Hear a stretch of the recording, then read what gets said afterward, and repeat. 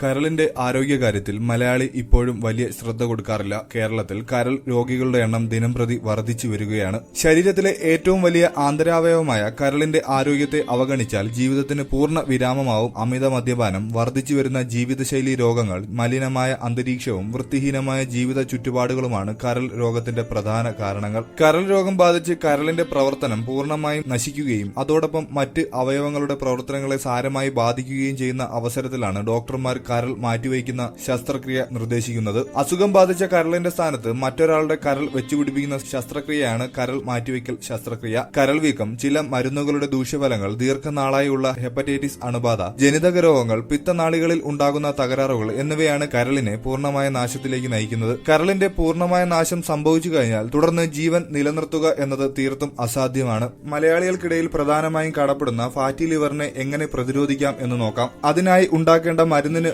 ആവശ്യമുള്ള സാധനങ്ങൾ: പച്ചമഞ്ഞൾ 1 കഷ്ണം, ഇഞ്ചി 1 കഷ്ണം, കറിവേപ്പില 7 ഇലകൾ, ജീരകം 1 സ്പൂൺ, നെല്ലിക്ക 4 എണ്ണം, പുതിനയില 7 ഇല, മല്ലിയില 7 എണ്ണം, വെളുത്തുള്ളി 7 അല്ലി, ചുവന്നുള്ളി 4 മുതൽ 5 എണ്ണം എന്നിവ അരച്ച് വെറും വയറ്റിൽ കഴിക്കുക. ഫാറ്റി ലിവർ കൂടുതലുള്ളവർ വൈകിട്ടും കഴിക്കുക. കൂടാതെ ത്രിഫല ചൂർണം 1/2 ഗ്ലാസ് ഇളംചൂട് വെള്ളത്തിൽ 1 സ്പൂൺ കലക്കി രാത്രി കിടക്കുന്നതിന് മുമ്പ് കഴിക്കുക. 100 ഗ്രാം കരിഞ്ജീരകവും 100 ഗ്രാം പെരിഞ്ജീരകവും വെവ്വേറെ വറുത്ത് പൊടിച്ച് മിക്സ് ചെയ്ത് രാവിലെയും വൈകിട്ടും 1/2 ഗ്ലാസ് ചൂടുവെള്ളത്തിൽ 1 സ്പൂൺ പൊടി കലക്കി കഴിക്കുക. ഫാറ്റി ലിവർ മാറിക്കിട്ടാൻ ഉത്തമമായ ഒരു മരുന്നാണിത്. കൂടുതൽ ആരോഗ്യപരമായ അറിവുകൾ ദിവസവും നിങ്ങൾക്ക് ലഭിക്കുവാൻ ഈ ചാനൽ സബ്സ്ക്രൈബ് ചെയ്യുക.